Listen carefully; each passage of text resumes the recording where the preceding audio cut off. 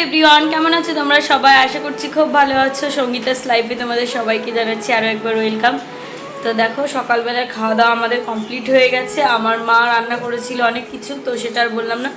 আর সেই অমনি আমার ঠাম্মি এসে বলছে, দাদা তোর মাথায় একটু তেল দিয়ে দিই। তো দেখো, এটা হচ্ছে ঠাম্মির ভালোবাসা। ছোটোবেলায় ঠাম্মির কাছে ঘুমাতাম। তোমার কাছে আমি ঘুমাতাম না, একটু বন্ধুদের বলো না। হ্যাঁ, বলবে না, উনি কথা বেশি একটা বলতে পারে না, মানে বুঝতে পারবে না, ওনার কথাগুলো পেঁচিয়ে যায়। তো আবার ঠাম্মির কাছে আমি ছোটবেলা থেকে ঘুমোতাম। আমার হাত পা ডলে দেওয়া থেকে শুরু চুলকি দিত, ছোটবেলায় যেরকম করে না, আর নাতি নাতনিদের ঠিক তেমনই করতো। আর দেখো, এই যে এসে আমার ঠাম্মি আমাকে মাথা তেল দিয়ে দিচ্ছে। তাহলে ভাবো, তুই চুপ কর, তো বেশি নাটক করিস না। তো গাইস, আমি হা করে দাও, হাই করে দাও, হাই করে দাও। হয়েছে, দেখছো কত সরস আমার টাবি। ওরক মা,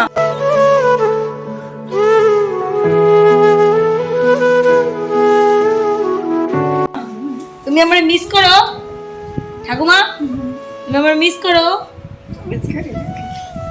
দেখছো আমার দিদাও এরকম। আমার দিদারে এইবার আমি এসে বকেছিলাম, আমার দিদা বিশাল কষ্ট পেয়েছে। কালকে আসার সময় আমার দিদারে দেখলাম, বললাম ও দিদিমা। দিদাকে আরে দাদা দাদা দাদা, আমাকে কি আর রোদ্দুরি মাথা ফাটিয়ে দিচ্ছে, আমি যাবো। রান্না শুরু করে দিয়েছে, আর আমার মেয়ে এখানে এক বাটি মিষ্টি নিয়ে বসছে। মিষ্টি খেতে সিঞ্জিনি, তুই এতগুলো মিষ্টি পারবি? হবে না। আর এই দেখো, ওই কচুটা রান্না হবে, মা মিক্সিতে মশলা করছে।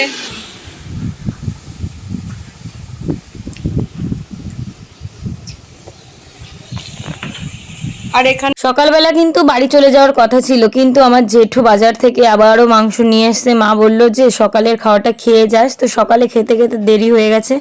তারপরে ভাবলো যে দুপুরবেলায় রান্নাটা করি, তাই জন্য এই যে থাকা, না হলে কিন্তু বাড়িতেই চলে যেতাম। কখন বাড়ি চলে যেতাম আর কি। তো আমার মেয়ে দেখো মিষ্টি নিয়ে বসছে খেতে, আর মা রান্না করবে। মা এই কচুটা কাটবে এখন, কচুতে ঘাট হবে, আর বনালি জাম কাটবে।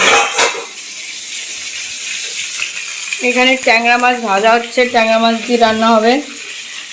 জানি না কি রান্না হবে। ট্যাংরা মাছ, কচুর তরকারি। কচুর তরকারি। সিঞ্জিনি কিন্তু ভালোই মিষ্টি খাচ্ছে এখানে এসে।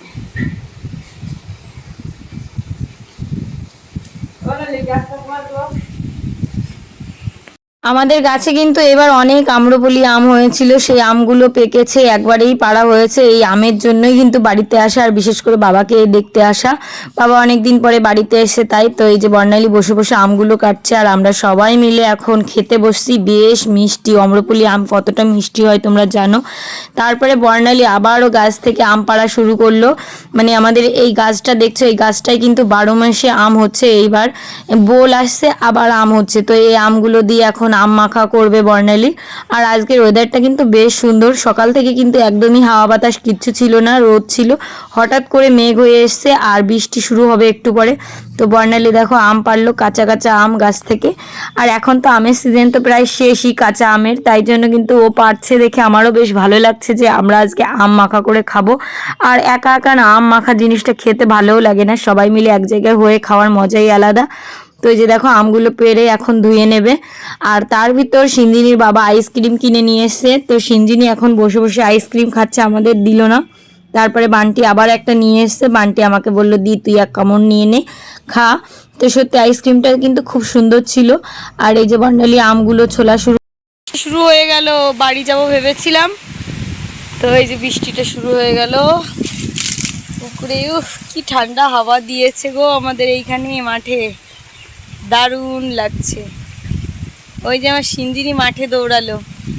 সিঞ্জিনি স্নান করছো ভাবি? আর বান্টি ওখানে বসে আছে। এখন আমরা আম মাখা করে খাবো, কিন্তু তার ভিতর বৃষ্টি বেশ ভালোই লাগছে, আর ঠান্ডা হাওয়াটা দিল। এই ওই সিঞ্জিনি ক্যামেরা ঘোরা তোর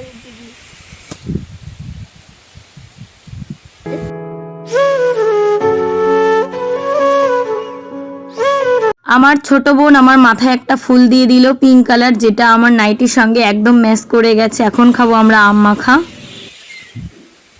ওই যে বর্ণালী সব সরঞ্জাম নিয়ে আসছে। কি জামাই বাবুরি ঠেয়াতে যাই। ওই এবার কিন্তু আমার মেজো বোনটা নেই। প্রতিবার কিন্তু আমি বাবার বাড়িতে আসি, সব বোনগুলো যখন আসে তখনই কিন্তু আমার মেজো বোনটাকে এবার খুব মিস করছি। শিল্পী, তুই যদি ভিডিওটা দেখিস তোকে এবার খুব মিস করলাম। যাই হোক, কোনো ব্যাপার না, ও দুদিন আগেই ঘুরে গেছে, আমি আসার আগেই আর কি ও চলে এসেছিল। তারপরেও চলেও গেছে, ওর মেয়ের স্কুল শুরু হয়েছে। এখন বর্ণালী আম মাখা করবে, সেটাই খাবো। আর আমার বড় মা কিন্তু বাড়িতে নেই, জেঠু একাই আছে। তো জেঠুরও রান্নাবান্না কিন্তু আমার মাই করছে এখন। কি আর করবে, জেঠু তো বাড়িতে থাকে না।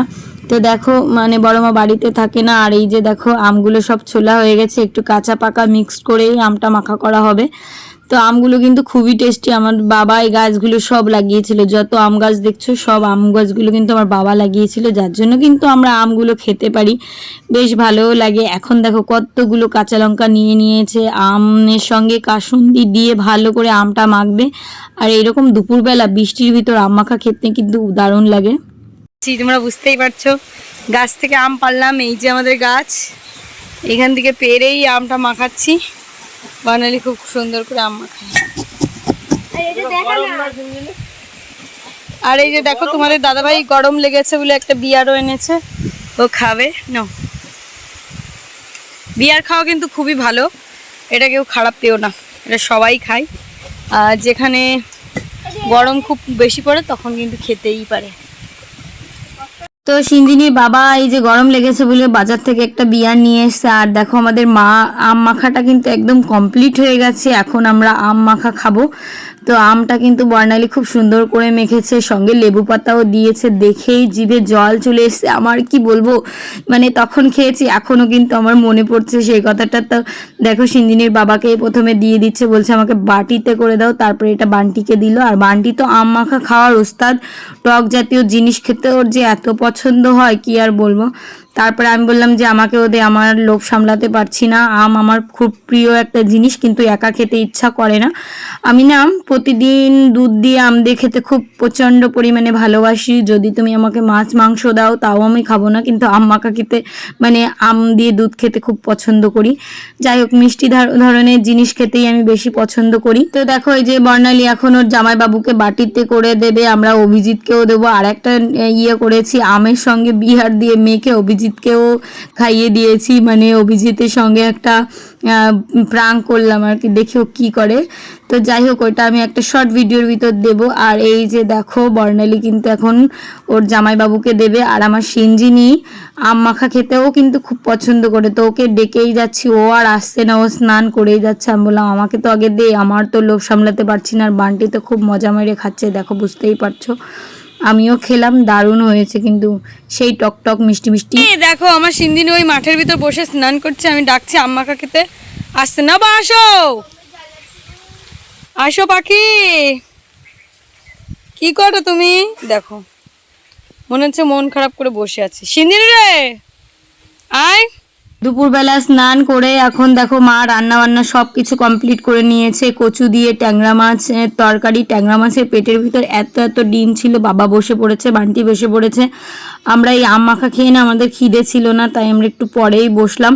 তো আমরা তো বাড়িতে যাব, তো বর্ণালী এখন মানে আমাদের মাম্মা তুয়াকে খাওয়াবে, তো ও ভাত নিয়ে নিচ্ছে, ও মানে তুয়াকে খাওয়ানো হয়ে গেছে। আর এই দেখো মাংসটাও রান্না করেছে মা, দারুণ হয়েছিল কিন্তু খেতে, খুব সুন্দর।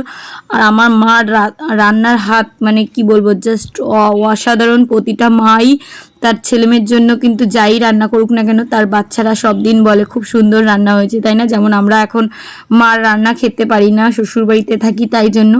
তো এই যে দেখো কচুর তরকারিটা কিন্তু খুব সুন্দর হয়েছিল, একটুও গলা চুলকায়নি। তারপরে দেখো এখানে প্যাকেট করে আমার সব কিছু দিয়ে দিয়েছে, আম দিয়েছে, বাড়িতে নিয়ে যাব, সঙ্গে দিয়েছে শুটকি মাছ, আর দিয়েছে হচ্ছে গিয়ে আমার এই জামা কাপড়গুলো নিয়েছি ভিজে, যেগুলো আমি আর কি স্নান করেছিলাম। বর্ণালীকে বলছি তুই যাস। আর এদিকে দেখো আমার বাবাও বসে আছে। তো সবাইকে আম আর কি বিলিয়েছে, তো তাই জন্য এখান থেকে খেয়ে দে যেটুকু আর কি লাগে, পাকা পাকা আম তো, তাই আর কি ব্যাপার, খুব একটা বেশি নিইনি। তো এই যে দেখো মা এখন ওষুধ খাবে, আর হচ্ছে আমরা রেডি হয়ে গেছি, এখন আর কি বেরোবো। তো বান্টিকে বললাম যে সবাই যাস কিন্তু, আর এই দেখো আমরা কিন্তু বেরিয়ে পড়েছি।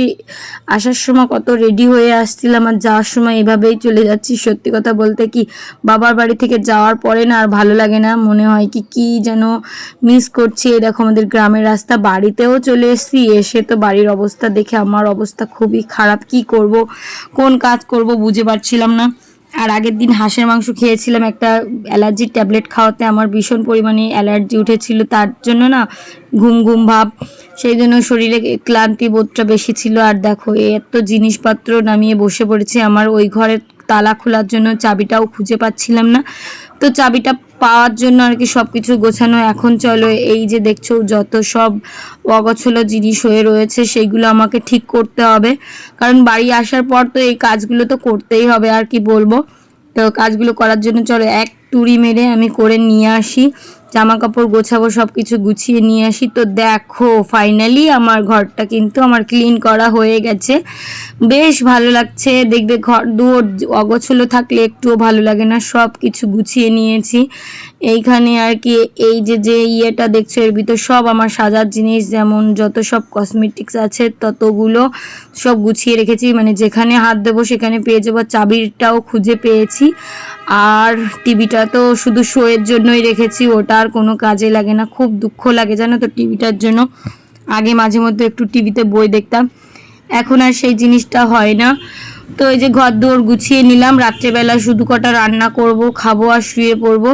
তো আজকের ব্লগটা কেমন লাগলো কিন্তু তোমরা কমেন্ট করে জানিও। আর এই ছবিটা দেখছো এটা কিন্তু তোমার দাদা ভাইয়ের সঙ্গে যখন আমি রিলেশনে ছিলাম তখন কিন্তু এই ছবিটা আমি বানিয়েছিলাম, আমাকে ছোট্ট একটা পিক দিয়েছিল, সেটা থেকে নাম লিখেছি পিঙ্কু। আমার বরের নাম কিন্তু পিঙ্কু, আর ভালো নাম হচ্ছে সুখেন সব কাগজপত্রে। তো তোমাদেরও বলে দিলাম আমার বরের নামটা। তো সবাইকে টাটা, গুড নাইট।